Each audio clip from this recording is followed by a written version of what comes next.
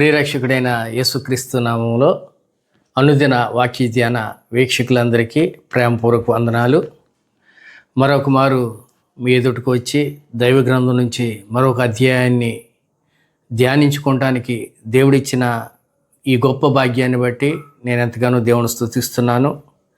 ఈరోజు 14వ అధ్యాయాన్ని మనం ధ్యానించినట్లయితే, ఆ దినాల్లో సహజంగా యుద్ధాలు ఎక్కువ జరుగుతూ ఉండేవి. బలవంతులైనటువంటి రాజులు బలహీనమైనటువంటి రాజుల మీదకి దండెత్తి వారి దేశంలో ఉన్నటువంటి సమస్తాన్ని కొల్లగొట్టి తీసుకుని వెళ్ళిపోతూ ఉండేవారు. అదే క్రమంలో సొదొమ గొమొర్రా పట్టణాన్ని ఏలుతున్నటువంటి రాజుతో పాటు ఇంకా సమీపంలో ఉన్నటువంటి మరో 3 రాజులతో 4 రాజుల్ని ఓడించడానికి మరొక 5 రాజులు దండెత్తొచ్చి వారి మీద యుద్ధం చేసినప్పుడు, ఆ యుద్ధంలో ఆ 5 రాజులతో ఈ 4 రాజులు యుద్ధం చేయలేక పారిపోయారని చెప్పి వాక్యంలో రాయబడింది.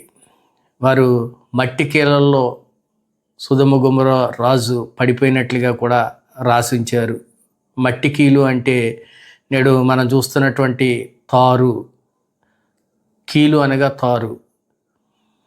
సహజ సిద్ధంగానే ఆ ప్రాంతంలో కీలు గుంటలు ఉండేవి. అంటే నేటి దినాల్లో మనం చూస్తున్నటువంటి తారు ఆ దినాల్లో ఎక్కువగా ప్రాంతాల్లో వాళ్ళకి భూమిలో సహజంగా దొరికేటువంటిది.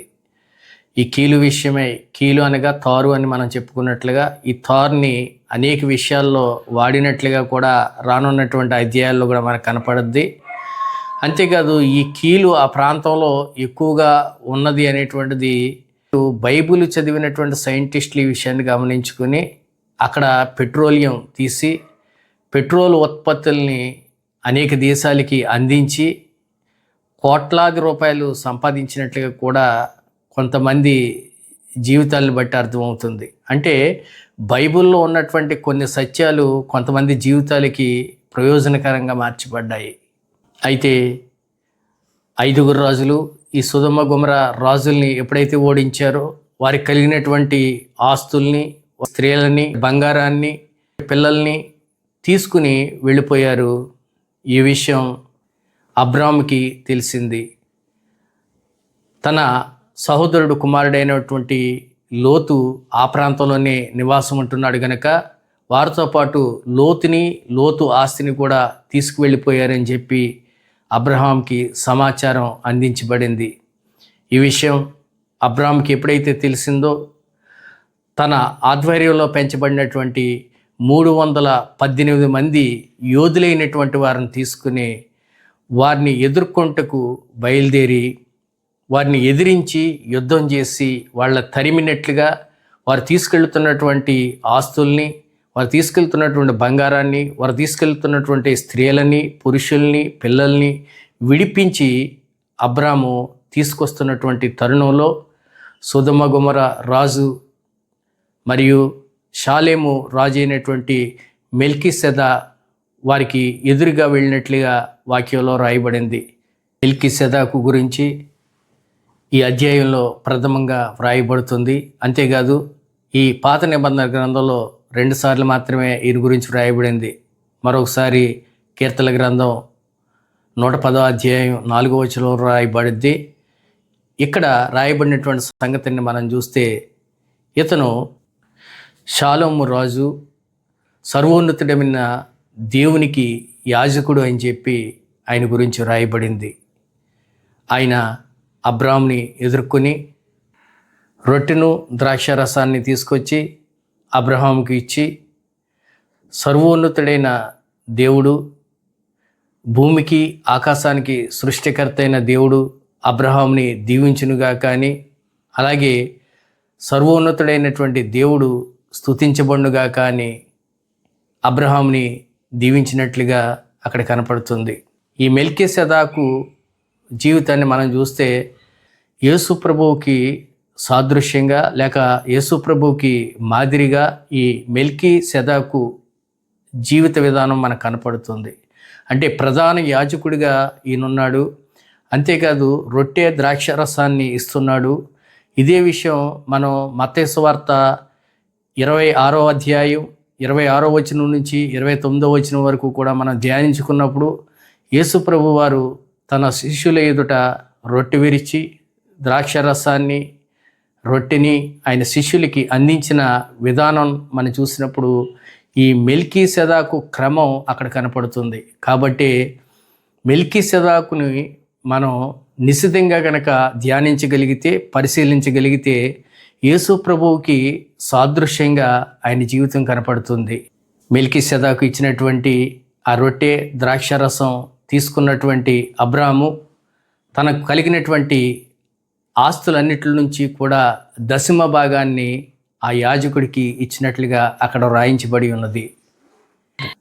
సొదొమ రాజు మనుషుల్ని నాకు ఇచ్చి ఆస్తిని మొత్తం నువ్వు తీసుకోమని చెప్పి అబ్రాహాముతో చెప్పినప్పుడు అబ్రాహాము నాకు నూలు పోగైన్ను వద్దు, చెప్పులు వారైన్ను వద్దు, ఎందుకంటే నీవిచ్చినటువంటి ఈ ఆస్తిని నేను తీసుకున్నప్పుడు అబ్రాహామును నేనే ధనవంతుని చేశానని చెప్పి నువ్వు చెప్పుకుంటావు. నన్ను పిలిచినటువంటి నా దేవుడు నన్ను అన్ని విషయాల్లో ఆశీర్వదిస్తానన్నారు. ఆ విశ్వాసంతో నేను సమస్తాన్ని విడిచిపెట్టి వచ్చాను కనుక దేవుడు నన్ను ఆశీర్వదించాలి, కానీ మనుషులు నన్ను ఆశీర్వదించడం వల్ల నిష్ప్రయోజనమైనటువంటి విషయంతో అబ్రహాం ఆ మాటలు పలుకుతున్నాడు. సహజంగా విశ్వాసులైనప్పటికీ కూడా మనలో ఉండేటువంటి స్వభావం ఏంటంటే ఉచితంగా ఏదైనా దొరికితే దాన్ని ఎందుకు వదులుకోవాలి అనేటువంటి ఆలోచన మనలో ఉంటుంది. అటువంటిది తను శ్రమ పడ్డాడు, యుద్ధం చేశాడు, పోయిన దాన్ని తిరిగి తీసుకొచ్చాడు.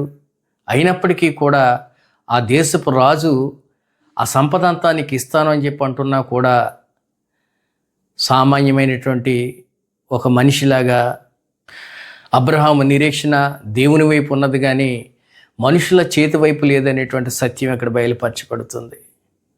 మనమైనా సరే మనల్ని పిలిచిన దేవుడు నమ్మదగిన వాడు, మన పిలిచిన దేవుడు మన చేయి విడిచిపెట్టినవాడు, మనల్ని పిలిచిన దేవుడు మనల్ని తోకగా చేయనివాడు, మనల్ని పిలిచిన దేవుడు మనల్ని తలగా ఉంచే దేవుడు అనేటువంటి విశ్వాసంతో మనం ఉండగలిగితే మన నిరీక్షణకి తగినట్లుగా దేవుడు మనల్ని ఆశీర్వదించడానికి ఇష్టపడుతున్నాడు.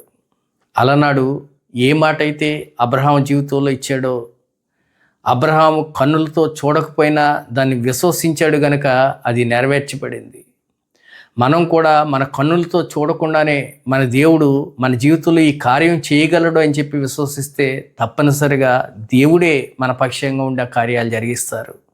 కాబట్టి అబ్రహాంకు ఉన్నటువంటి ఆ విశ్వాసమే దేవుడు మనలో కూడా చూడాలని చెప్పి ఈ మాటలు ఈ 14వ అధ్యాయంలో రాయించి ఉంచారు.